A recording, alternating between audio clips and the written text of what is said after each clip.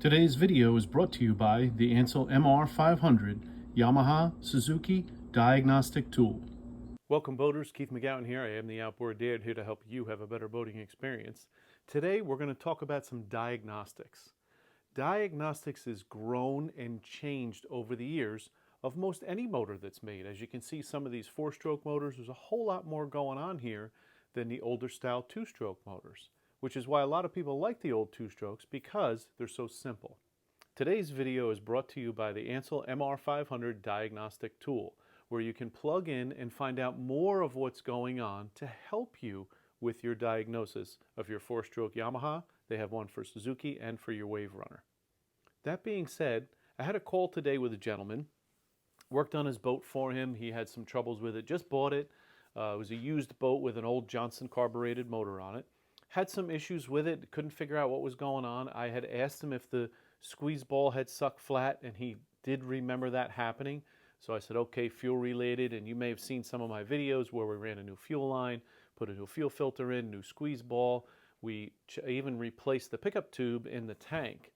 Well, he was out on the water and had the same problem. Now, my recommendation to him before he took it out, and this is not to bust your chops, Mike. I know we're all learning, and if you're a first-time boater, there's certain things that I'm going to say you should do that might seem like, really, do I need to do all that? Or I just want to get out on a boat and have fun, right? But if we're not diagnosing the challenges properly and going through those steps, then we could have problems and end up having to get towed in again. So ultimately, my suggestion was for him to bring a deck tank with him with 5-6 gallons in it, a separate squeeze ball. This way you can get out on the water, and if that squeeze ball sucks flat again, even though we replaced all those parts, you're out on the water. It's not like you're around the corner from your house or you're on the road and you just pull off on the side of the road, have a buddy come help you out. You're out there on the water, floating around. So you got to be careful. Safety, number one. Number two, you want to make it back as quickly as you can and safely as you can. Unfortunately, Mike didn't take my advice. He didn't bring another tank with him, and his squeeze ball sucked flat again and shut off. Now, he had a check engine light come on. So this was a 2001 Johnson carbureted motor. So even then, the diagnostics were starting to get more sophisticated. In the older motors, you didn't have any electronics that were diagnosable. You had carburetor, you had ignition system. Now, most of the outboards I've worked on are electronic ignition. I've gone back to even the old points ignition, which some of the guys love that as well. And I love the progression of these motors because it's gotten better in some ways, but also more difficult in others. So I had a gentleman send a comment to me about the Ansel MR500 that I used to hook up to this motor. And ultimately, the discussion back and forth really made me think, and I wanted to share with you guys, there's no substitute for a real mechanic who understands how these engines work. A lot of mechanics now just want to plug in a diagnostic tool. If it says there's nothing wrong with the motor, then there's nothing wrong with the motor. Well, if it doesn't run right, it really doesn't matter what the tool says, does it? You have to figure it out. You still have to be somewhat of a scientist, somewhat of a doctor who does, testing to find out and prove whether or not something is working right or not. And I've always been an advocate, if you have an older motor you're working on and you can find another one that's an exact motor that you can pick up, maybe it has a blown head gasket or a bad cylinder in it, and you can pick it up cheap enough. Now you have a whole slew of parts that you can use for testing and also can save you a lot of time and money. So I'm curious to know out there, my viewers, what is your thoughts on diagnosing these motors?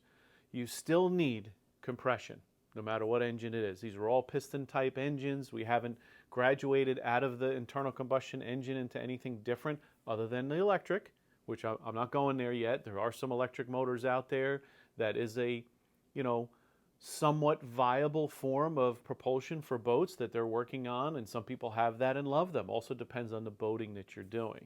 But I still need compression, I still need fuel, I still need air, and I still need spark. Every single motor needs that. Now, all of these motors are designed a little differently, especially with their spark advance. A lot of times the old school ones on the flywheel that have that stator around the flywheel, and then you have the trigger base that turns when you're giving it throttle, and you can do a timing with a timing light and check all that stuff out. Now, the older motors, the older four strokes, the first ones that I started with was the old V4 Evinrudes. I had a 79 Johnson 1985. I don't even need a battery other than to crank it over. I don't need a battery to create spark. Whereas these newer motors, the 4-stroke, and of course anything that's direct fuel injection, I have over here a Mercury that's direct fuel injection. I have another one down here that's an Optimax that's also direct fuel injection. And of course that computer needs to have that full 13.5 volts, 12.5 volts, typically charging it's at 13.5. It needs that all the time. So those are some of the basics you have to go through and understanding the differences. My old 4-stroke, even if my battery was weak, I could wrap a rope around the flywheel. If I can get it turning enough, I'm going to fire that sucker up and make it back in. So there's benefits there. But of course, many of my friends and customers who've gone to 4-stroke, they love them. They're smooth, they don't smoke. That's why that difference between and that battle between 4-stroke and 2-stroke, it's really a personal preference. But as we graduate into newer motors, those diagnostic tools are going to be key in helping us understand what's going on. With the old 2-stroke motors, carbureted motors, we can hear a lot. That doesn't mean we stop listening to what we're hearing when we're running our engines. Now, I told a story a while back. I had bought a used Mazda MX-30, still under manufacturer's warranty. It was only 1 year old, and had it for about 3 months. And right after about that 3-month mark, I started hearing a pinging in the engine. Now, any of you who've been through the 80s when you used to shut off a car and it would knock and ping because they said it was the gas or the octane, or I'm not sure really what the issues were other than timing or something else, or the engines just really weren't burning the fuel that efficiently back then, or all those pollution controls that were on them. That's a whole different subject.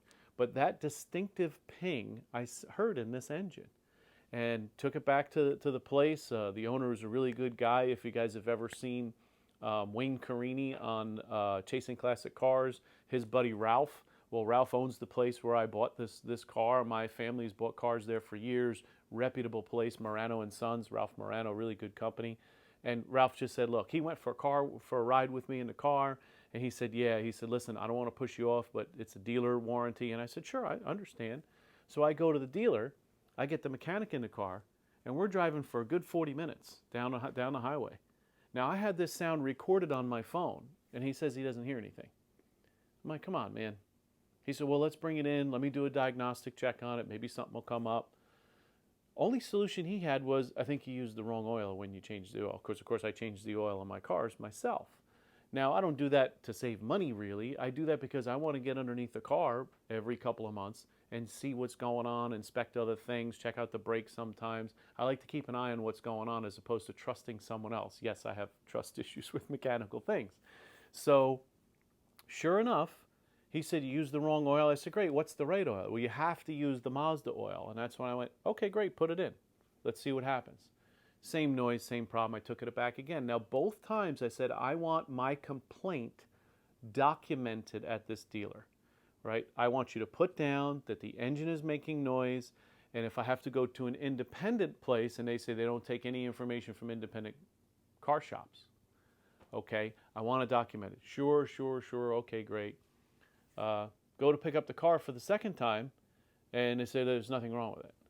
Like, okay, I just want it documented. This way if I have a warranty issue later on, whatever, blah, blah, blah. Sure, I get the documentation, and it doesn't say anything on it. Now, I suppose I could have sat there at the dealer and argued with them forever. I was done. They're not going to even recognize that this is a challenge. And how good did the mechanic do? And I'm not busting his chops completely. This is what he was trained to do and how he was trained to do it. So are we really taking the time to really understand what's going on for somebody with their vehicle? Or are we just looking to honor the warranty and the liability issues? That's where the line gets drawn. And this gentleman who sent me a couple of questions about the diagnostic tool, and really spurred me to think about this and wanted to share with you all. So I'd love to get your opinions on this. Let me know what you think, because over time our engines have changed. It doesn't stop us from really needing to be a mechanic who understands how these engines work so we can pick up on things. Long story short, I went to Morano and Sons. I said, look, I'm not comfortable with this car. They totally understood. We made a deal on another vehicle, and it wasn't an issue. They took care of me ultimately, which is why I shopped there, right? Because I knew that, and I have a family history there. So ultimately, I want to know what you guys think, because we're going to do some more diagnostics on these four-stroke motors with that tool, and I'm going to cause some problems on these motors that I'm hoping we can pick up and learn more about how the engines run. And to me, in my opinion, you guys let me know what you think. That's my whole purpose for having a diagnostic tool. Not to tell me what's wrong with it, but to give me more information, because the tool does not make the mechanic. Now, do you agree with that statement? Because you've seen me make some tools that I use. To me, it's the mechanic first. Now, there are some tools that make our job easier, and there are some tools that are more appropriate for certain jobs so that we don't cause further damage or do the job so-called the right way. But it's the mechanic that counts, not the tools. Please like, subscribe, send me any comments that you have, and let me know your thoughts on diagnosing four-stroke and two-stroke motors. Have a great day.